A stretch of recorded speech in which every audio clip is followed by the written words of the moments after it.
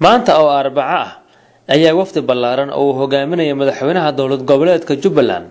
Axmed Maxamed Islaam waxay ka ambabaxeen magaalada Kismaayo iyaga oo ku sii jeeda magaalada Garowe ee xarunta dowlad goboleedka Puntland halkaas oo ay uga qayb galayaan shirka hiigsiga 2016 ee New Deal-ka. wafdiga oo ka koobnaa labada gole ee dowladda ayaa saacado ay hawada ku jireen kadib waxay gaareen garoonka diyaaradaha Garowe halkaas oo si weyn loogu soo dhaweeyay. madaxweynaha iyo wafdigiisa ayaa markii ay ka soo degeen diyaaradii siday waxaa garoonka diyaaradaha Garowe ku soo dhaweeyay madaxweynaha dowlad goboleedka Puntland Dr. Cabdiweli Maxamed Cali Gaas ku-xigeenkiisa mas'uuliyiin kale oo ka tirsan maamulka Puntland iyo boqolaal dadweyne ah. intaasi kadib ayaa madaxweynaha waxaa loo garaacay astaanta qaranka Soomaaliya wuxuuna shalaan sharaf ka qaatay cutubyo ka tirsan ciidamada Puntland. intay garoonka diyaaradaha ku sugnaayeen wafdiga madaxweynaha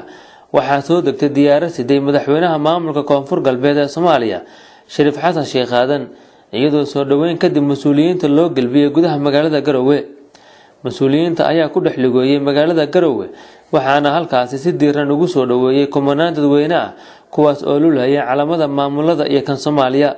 madaxda ayaa markii ay gaareen xarunta madaxtooyada Puntland ee magaalada Garowe waxay si wadajir ah u qabteen shir jaraa'id waxaana hadalka ku horeeyay madaxweynaha martida loo yahay Cabdiweli Maxamed Cali Gaas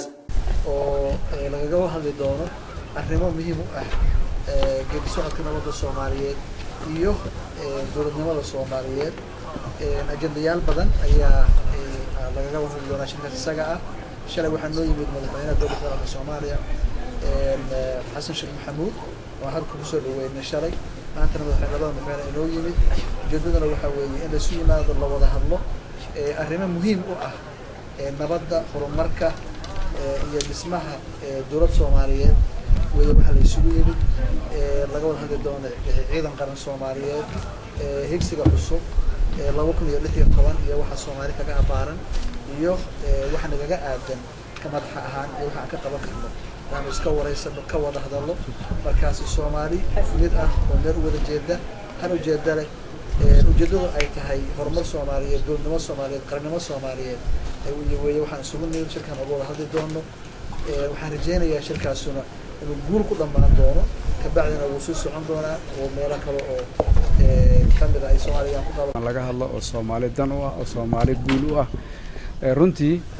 Garowana hadda nooguma horeyso shirin aan u imaano Garowe waa la ogyahay dawladdan hadda Soomaaliyeed oo jirto meeshii laga dhisay oo road mapkii oo Garowe 1 iyo Garowe 2 laga qabtay oo constitution-ka lagu ansixiyay buu ahaa. runtii aad aan uga mahadcelinaynaa reer Garowana soo dhaweynta iyo walaalnimada iyo mar walba sida ay dawlad Soomaaliyeed oo dadka oo dhan qancisa dawlad Soomaaliyeed oo dadka dhan horumar gaarsiiyo nabad la helo si ay ugu shaqeeyaan iyo si ay dadka uga khidmeeyaan. runtii aad ay ugu mahadsiin waxaan rajeynaynaa in madaxda isu timid ay noqdaan kuwa taariikhda Soomaaliya wax ka bedelo dhibaatada maanta jirtana in wax badan ka bedelo Soomaalina gaarsiiyo midnimo iyo wada socod iyo walaalnimo iyo dawladnimo dhibaatadii la gaarayna sidii lagu hilmaami lahaa oo ka shaqeeya kana gaarsiiyo in Soomaaliya dawlad sidii ahaan jirtay noqoto oo Soomaaliya oo nabad ah oo afarteeda koona isku socoto oo Soomaali ah in la helo ayaan rajeynaynaa. runtii waana ku rajo weynahay in haddii Garowe hadda maanta la isugu yimid in wax badan la gaari doono. runtii idinkoo aad iyo aad u mahadsan. madaxweynaha dowladda Puntland madaxweynaha Koonfur Galbeed bacda saxaafadda iyo dhammaan marka hore waan idin salaamay. assalaamu calaykum warahmatullahi wabarakatuh. salaan kadib waxaa aad farxad weyn noo gelinaysa in aan maanta mar labaad isugu imanayno Puntland wayna ahayn markii ugu horeysay nimaadno sida uu madaxweyne Shariif Xasan sheegay ay ahayd hooyadii federaalka Soomaaliya oo asaaskii federaalka uu Garowe iyo Garowe 2 iyo arrintaas ay hore u soo dhacday. haddana aan is leeyahay imaatinkaani wuxuu noqon doonaa mid natiijo iyo guul midho dhala laga gaadho.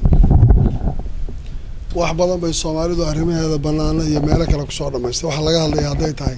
hogaamiyaasha Soomaalidu waxay isu wada timaado iyagu gudahooda ku tashadeen iyadoo cid ku dhex jirin wixii masiirkii Soomaaliya laga tashado.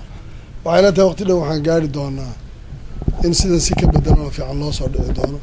aad baan reer Puntland uga maqsuudnahay soo dhaweyntoodii say noo soo dhaweeyeen waxaana rajaynayaa kulankaani inuu noqon doono mid natiijo dhala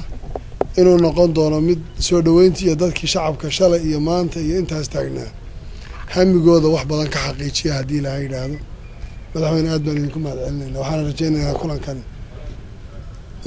maba gudi karayna shacabkii intaa qoraxda taagnaa iyo waxay higsanayaan iyo waxay ka fakarayaan iyo aamaashooda